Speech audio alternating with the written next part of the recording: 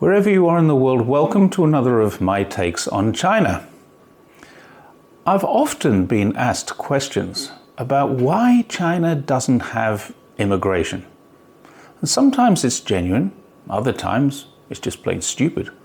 China should take refugees, or China is attempting to remain racially pure. But there is one point which is misunderstood, but genuinely asked, quite often actually. If they did allow immigration, wouldn't it help the aging population problem? And it's true, China does have a problem with an aging population.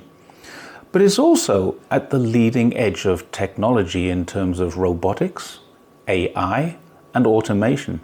So they won't need so many people here to do the same jobs and generate the same revenue as before. Certainly, everything in China that I see is changing. Driverless buses and taxis are already in operation in some cities. Almost all supermarkets and large retailers already have self-service checkouts. Hotels have robots to deliver items to the room. And there are fewer and fewer mid-sized restaurants, but many more home deliveries.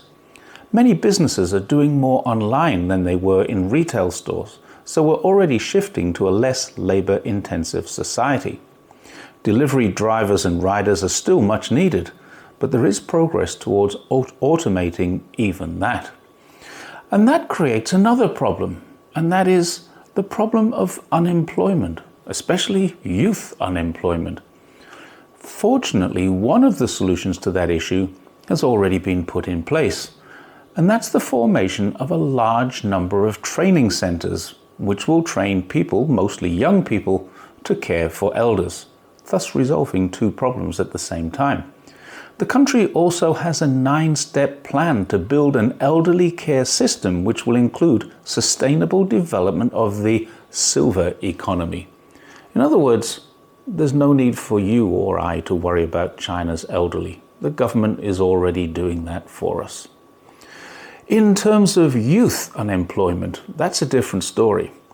Despite Western media telling their audiences that China has a problem it doesn't know what to do about, China Daily just put out an article explaining what, apart from those additional training centers, China is actually doing about youth unemployment. And again, you don't need to worry. China, as always, has the matter in hand. Read the article, I've linked it. But back to immigration.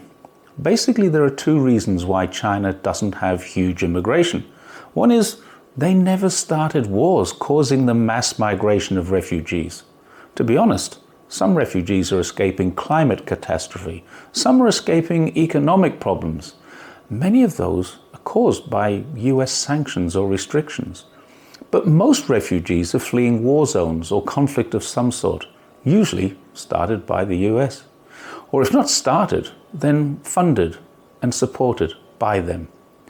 Those kind of refugees aren't flooding into China except for a relatively small number arriving from a conflict, which, to confirm what I just said, the US are very much involved in Myanmar. China doesn't see many refugees crossing the borders apart from there, nor despite claims of genocide and oppression does China see refugees flooding out from their borders, but that's a different story. The other reason is that China doesn't colonize other countries, and therefore has no reason to take immigrants from places that they used to govern or own. I grew up in 1960s England, and as a child, I hardly ever saw anyone who wasn't white Anglo-Saxon. I remember meeting some Jewish friends of my parents who were genuine refugees after the Second World War. They still had tattoos from the camps that they'd been in. But as I grew older, and especially as I visited major cities such as London and Birmingham, I started to see a lot more people who were less like me, not Anglo-Saxon white people. These people hadn't come from conflict zones, they'd come from colonies. They were Indians, Pakistanis, Bangladeshis. Some were Chinese, but I now know that they were from Hong Kong. Many were West Indians, some came from Africa, and a few from places like Malaysia. They all lived in the UK because they thought they had a chance of a better life there than their homes. They all went to the UK because the UK was their colonial leader or master, and some of them wanted jobs that they couldn't find at home.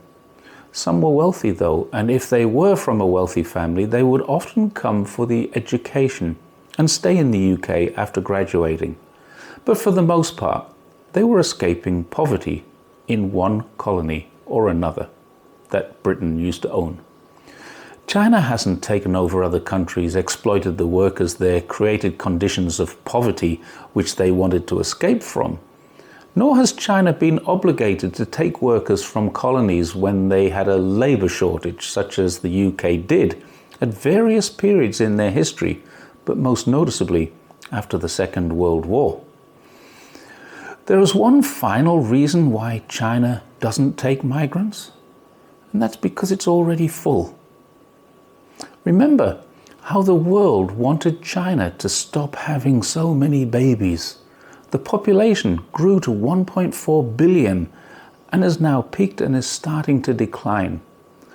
What would have been the point of more than 3 decades of a one-child policy to reduce the population to sustainable levels if the doors were open to mass migration? China is good at managing its resources, but there are limitations. Lots of things need to be imported just to sustain the current population. Allowing immigration into what is now the world's second most populous country would be madness. What China will allow, and has done for many years, is allow people who can contribute to society. Some of them, such as myself, enjoy the life so much we elect to stay in China, and China is good enough to allow us to do that. We can achieve permanent residence. We can, if we want to, apply for citizenship. But for all the reasons that I've mentioned earlier, China is not a destination for mass migration. Places like Australia, Canada, and even the USA have populations that their countries can add to and still sustain. They have resources that their people can use, and wealth if they choose to use it for positive purposes. Remember, the US has a per capita GDP more than 5 times that of China. Theoretically, all those countries can afford to take a lot more people than China can, but that wealth doesn't get shared very much or very often.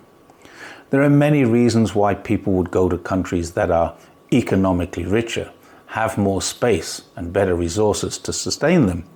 But I think you'll agree, it would be madness for China to think about it as a viable policy. Thanks once again for watching my take on China. Please don't forget to like, share, and subscribe if you haven't already, and I hope to see you again soon. Bye for now.